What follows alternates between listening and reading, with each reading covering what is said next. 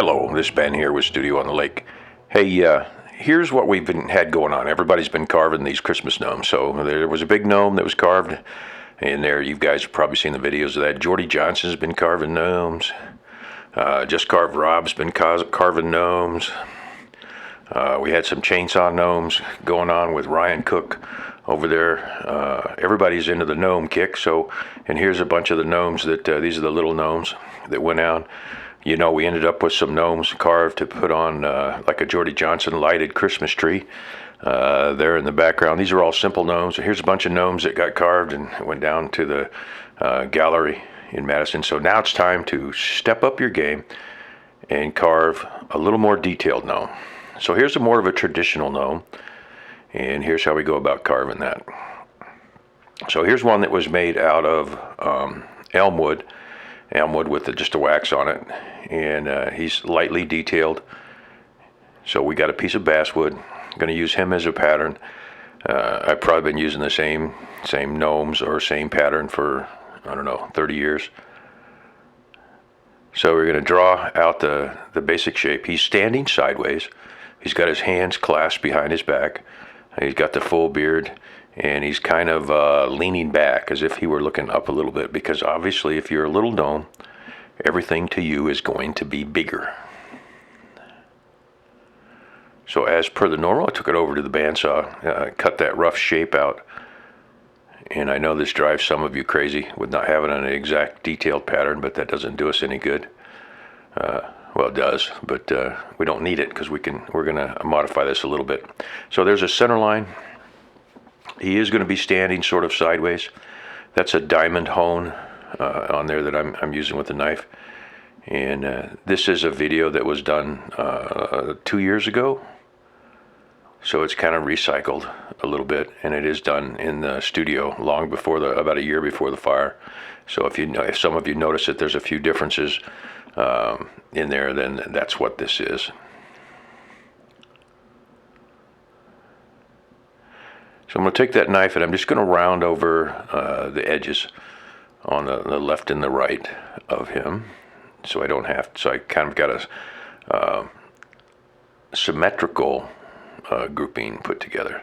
It's not going to be a knife carving. It is a chip carving or knife carving. I'm just using the knife to get a little bit of that excess off. Here we're running at 2, maybe 3 times the speed.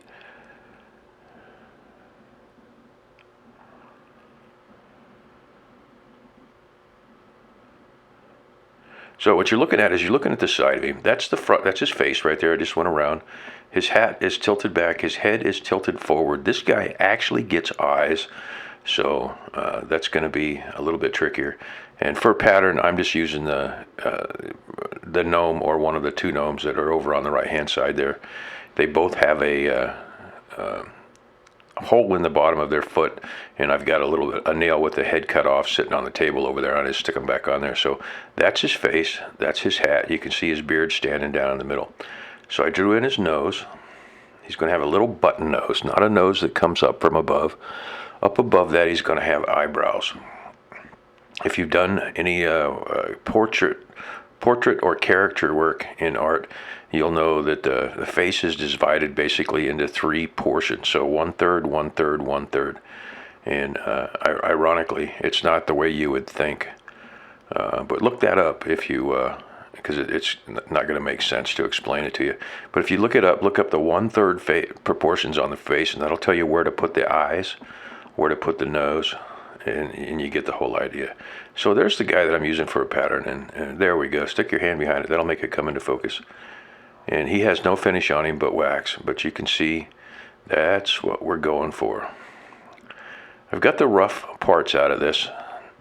Now I'm going to use a really small diamond ball. This is where patience comes in, and this is where you just start working it down. I've got the major features in there. So now I'm putting an eyebrow in. Setting up another eyebrow on the left-hand side, keeping them symmetrical. He will get painted, or does get painted, and you can paint him any way you want. So this would be an advanced gnome. Obviously, he's got more of a face, he's got more character, and it's a little bit more in the Norwegian classical style. So he just got a little bitty button nose. Now I'm kind of working between the eye and the cheekbone there. I'm setting in the eyes.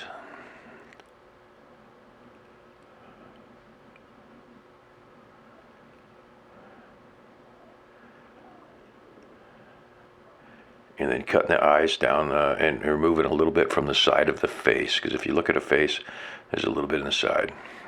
Now we sped it all up. That top portion in there that I'm leaving is a mustache that goes left and right. And I'm just kind of fanning those down. Actually, I lied to you, those are cheekbones. The cheekbones, I'm rounding them over, and they're exaggerated.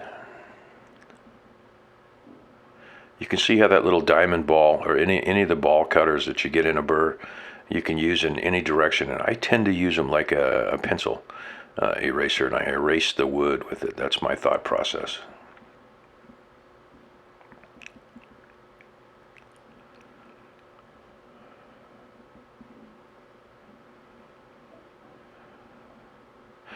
Hey, if you guys watched, if you're a subscriber and you've been watching all along, you saw the monthly video that I plan on putting out. I've got a lot of people responded with new names. Seems to have had a pretty positive response. In January, I'll put another one out, and the historical carver will be a guy by the name of Tillman Riemenschneider, right? And he's out of Germany. And I actually had the pleasure to go to several churches and museums and see his actual work still standing there, and I'll talk about that when we get to that point. But hey, if any of you guys, if you haven't subscribed, go ahead and click subscribe. It doesn't cost you anything. If you go back and look at that video or down in the links of this one, you'll notice that there are the other carvers that I follow down there, and go in there and give them a look at some of their stuff, and give them a little bit of support. Subscribe if you like. It doesn't cost anything to subscribe, but it certainly helps those guys out. And several of them need those subscriptions to get over 1,000. And then I don't remember what the other criteria is. I think it's 4,000 hours of viewing, but 1,000 subscribers is one of the minimums to get monetized.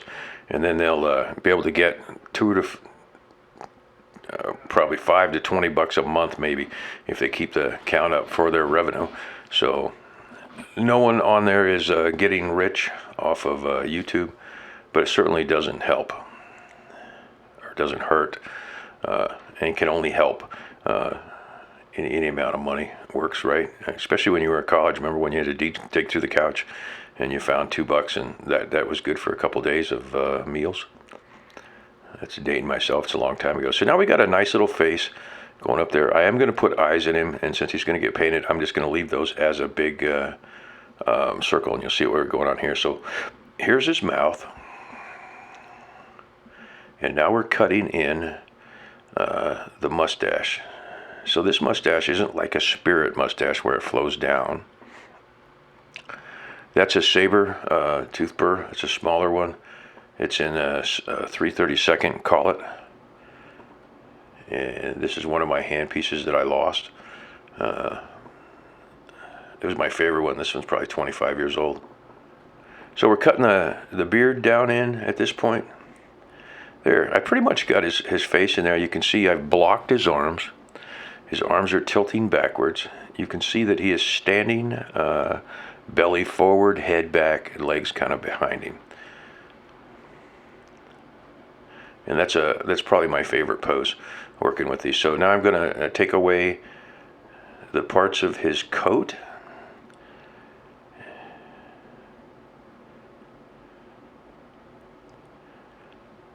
And it's pretty straightforward. There's not a whole lot of complicated in here. So now we've got him blocked out. And you can see that you could do this as a caricature, as a knife, with no problem whatsoever. So now his feet are separated. So I'm going to take a jeweler saw with a blade in it and separate those feet. You can do this on the bandsaw if you have a smaller bandsaw. I just like these little, this is a German jeweler saw.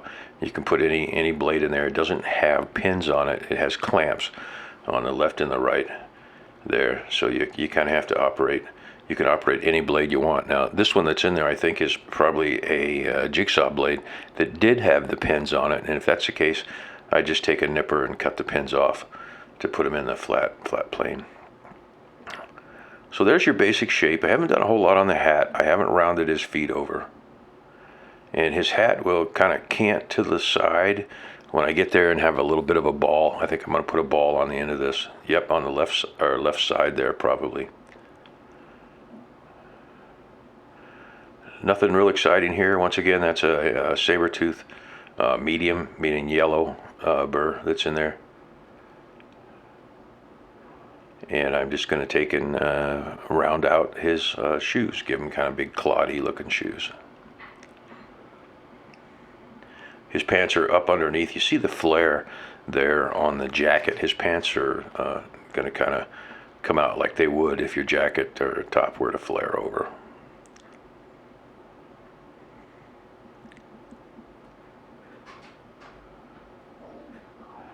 This guy's pretty small. You could get him out of some of your scrap wood. So smaller chunks of scrap wood, don't throw those away.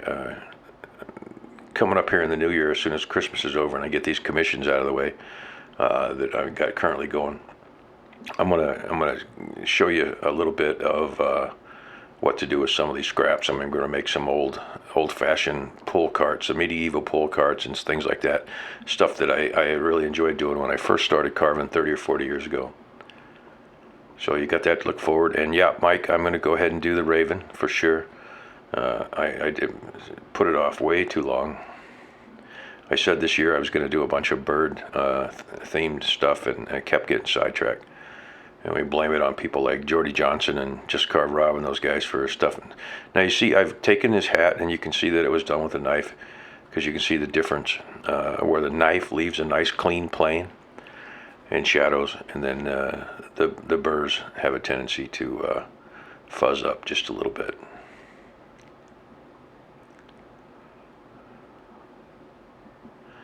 So there's not a whole lot of detail in him, but there's enough detail in him to realize that he is a gnome.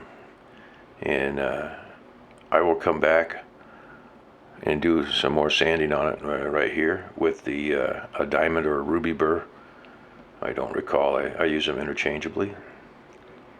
That takes away the fuzz on there. Now you could pull out a knife and some smaller chisels at this point and cut this all the way through and clean him up. So you see I've got I drilled two little pinholes in his eyes, and the one on the right's reading kind of funky because it still has a little bit of ink in there where I put the eyes.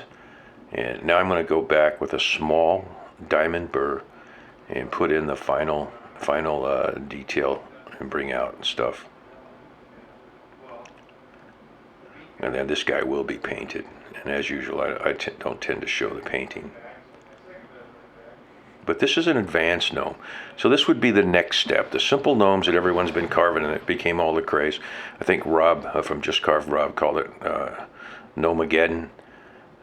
This would be the next step, or something in between this and the ones with their eyes hidden underneath of their hat.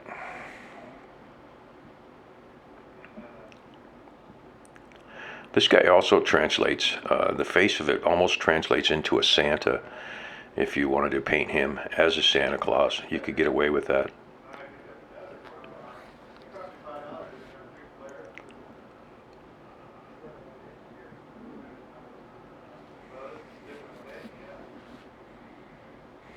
So when you go from a simple gnome where the cuts don't necessarily matter and you can work fairly rapidly to something that's a little more detailed like this, the secret is to use smaller burrs, use less aggressive burrs, and take your time, and then work the piece in the round. So turn it around and around in your hand as you're working, and don't spend a whole lot of time. Don't try to cut one particular section out and finish it. Do a little work on it, turn it around, do a little work on it, and you'll end up with something that is symmetrical. And you can kind of see that that's what I'm doing here. I'm not working on any one particular part. I'm fixing a multitude of little things that I see as I turn this guy around. Now you could carve a little miniature pipe and stick it in his mouth. That would certainly work just fine, keeping him in character. And as you can see, there are not a whole lot of details. I put in a little bit of a hairline. This guy actually has hair sticking out underneath the hat. So there you go. He's got his mouth open. He's looking up like, hey, gee, what the heck is going on there? And there's nothing wrong with that right eye. It's just the way that the pen and ink was left over. So, hey, if you like this advanced gnome, give us a subscribe, click like, and leave a comment. Thanks a lot. This has been Ben with Studio on the Lake.